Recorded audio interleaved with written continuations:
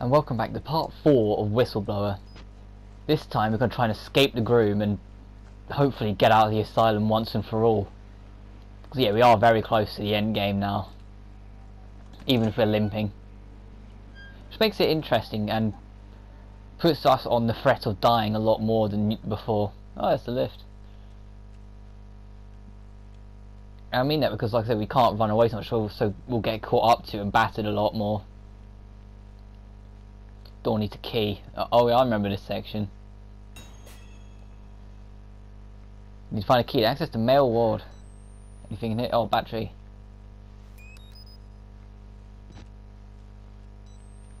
Other way.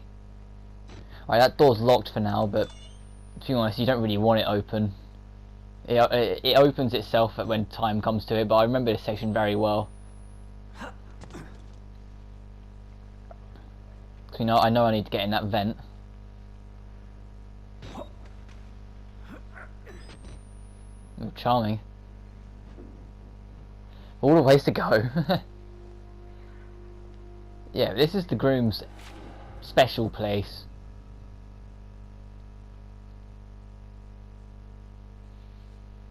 And yeah, it's a very special place. Anytime one of his victims dies, they get hung and strung here. Quite a haunting fashion as well. Well, we're still in bare feet in all this. If this dude was like a clean freak, he'd be like freaking out more than anything else at this point.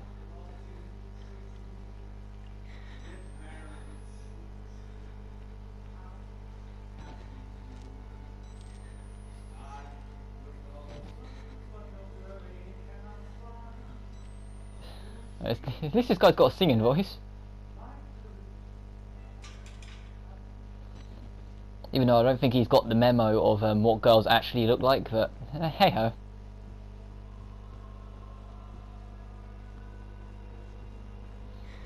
The key's in the fake bride's hand, but as soon as you come in, he appears there. And this bit of the escape plan, I know off by hand. You have to go down here and push this out of the way. The bit afterwards, not so much. Just because he comes straight at you and blocking the only way out. But because he comes from our left, so I'm going to go in here, which is the area you can hide in, but there's nowhere in here to actually hide. Like, nowhere you can go. Ow! Oh, we're dead. Ow, ow. Yep, that's death count 2, damn it. I'm gonna cut until I figure out how to get out of here. Let's go and find the frontal approach. Ah! Take that. Yeah. Oh, you can open the door. That'll slow him down a bit more. And I can hopefully get to the vent before he gets here.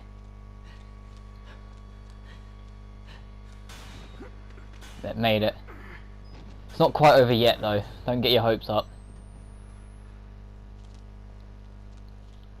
But we are on the home stretch, thankfully.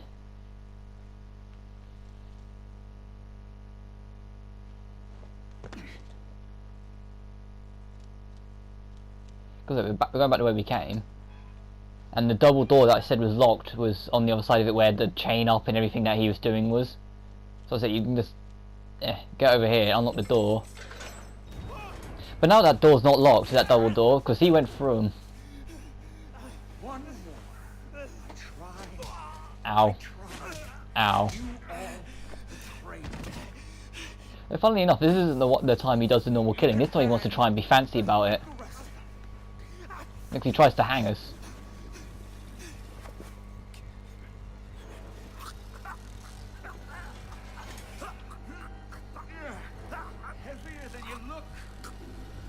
Oh, he makes the funniest joke here.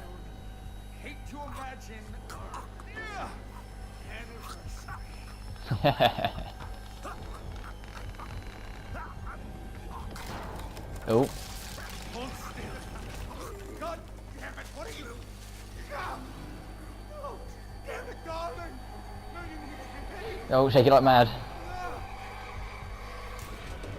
Got it, yep.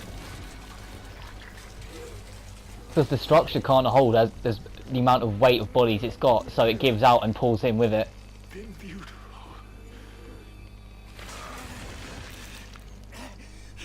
And there goes the groom, in a relatively ironic state of death. Yeah. I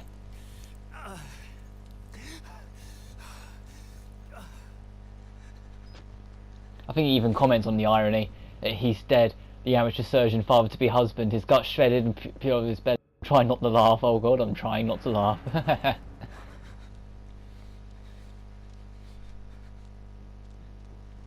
be fair, you of all the stuff you go through in this, you would start to find dark things like that really funny.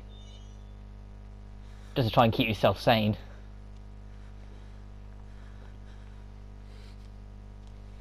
We're approaching the male ward now, and we're not approaching to go through it like and have our struggles in it. We're going through it to go straight through to the administration block and go out the front entrance. So we'll see, we'll go through the males ward very quickly. I'm going to cut out that load time because that was a very long load time. Chapel's on fire in the distance. Don't even know why we had a church.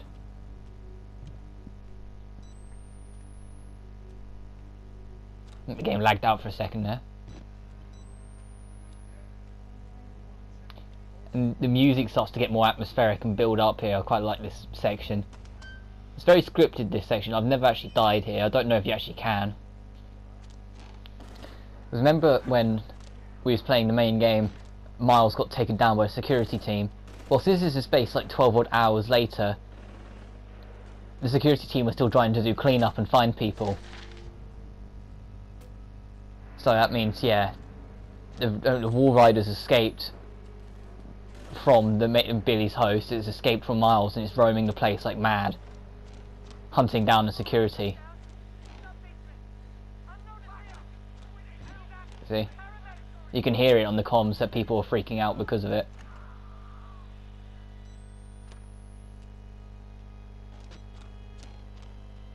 And the game's main theme starts to kick in here just to sort of let you know you are at on the final home, like the final home stretch. And it's actually quite a nice pace that they have here at the end, like a nice pace to the game they have here, because it's so somber, so like a mission accomplished, which is something we've never really got throughout the whole game. We've always suffered and struggled and had misery, and there's just this nice little section right at the very end. So you don't actually see that often in horror games. A lot of horror games have a very "oh, you died" ending. Like even the main game had that. But yeah, we're now in the administration block.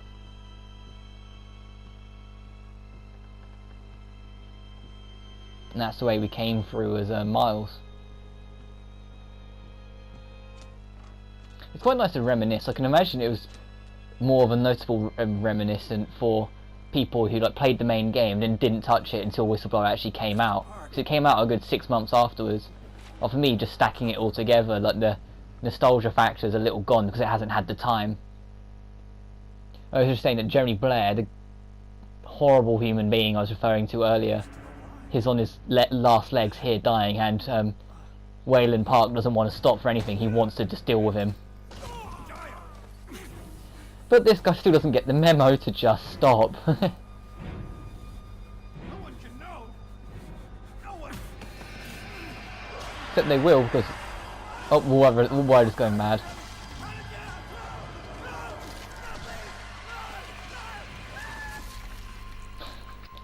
There's something quite humorous about his death. He's like, oh, oh, and it's just immediate silence when he rips apart, like such a sudden silence. There's something quite satisfying about that. Like, of all the ways I want to like just getting detonated from the inside by Wall Riders, like a good way to do it. But now we need to get out of here. We've been stabbed, we're crippled, but we've got to get out of here. Someone's got to spread the message of Murkoff, and it will be us.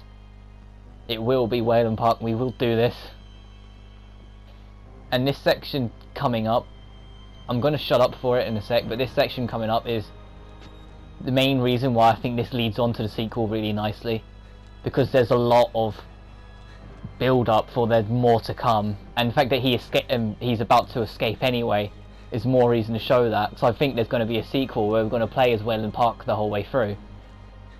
Yeah, we probably won't survive it like poor Miles, but that's what I think anyway. I might be dead wrong, I might take a completely different direction, but it's just how I think it'll be. Right, I'm going to shut up for this so you can enjoy this ending scene.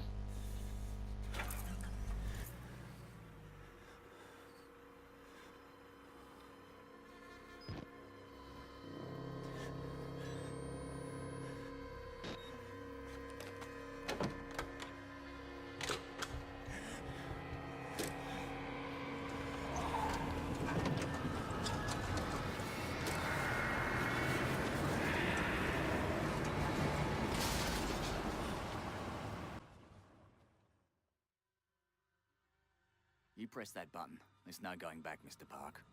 There's enough hard evidence in that video file to make a world of shit for our friends at Murkoff. You got out of Mount Massive alive, and we've done everything in our power to cover your tracks. But our enemies are twitching and malicious corporate paranoics with resources you're too moral to imagine.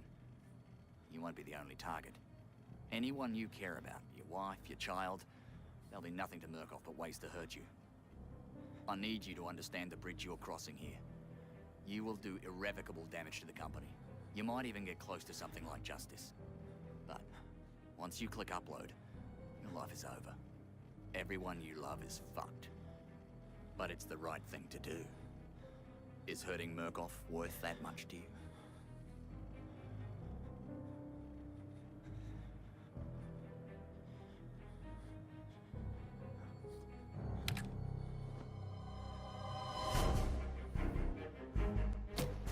And that's Outlast in its entirety.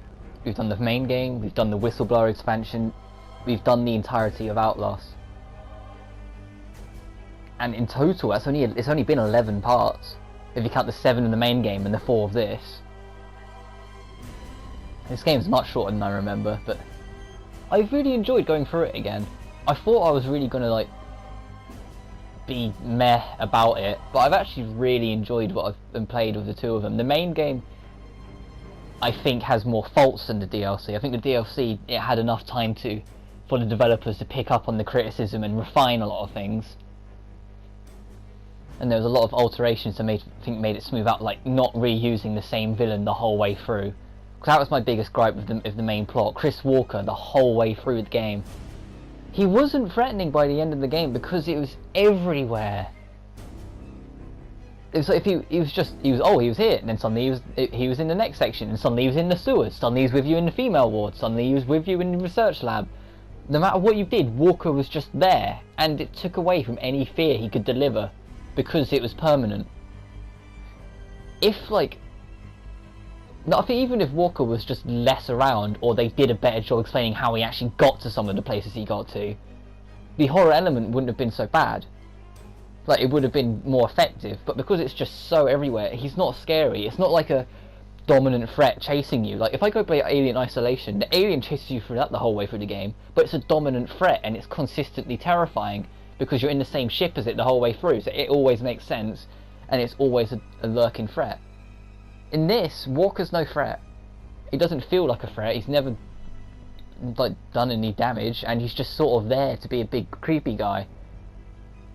So I was happy when the Whistleblower expansion came around and changed that by making it so every time you entered a new section there was a new threat. Yeah, they still had Chris Walker in there at one point, but I think that was more for just reference to the original than it was outright trying to carry on the old threat, which I'm okay with. As for what I'd want for the sequel, well, I sort of said it before the end cutscene. I want to see it continue and see what happens after Wayland Park sent the email and let the world see what Murkoff really is. I want to see them hunt him down. I want to see him maybe capture him and put him in some other haunting location to build the horror again.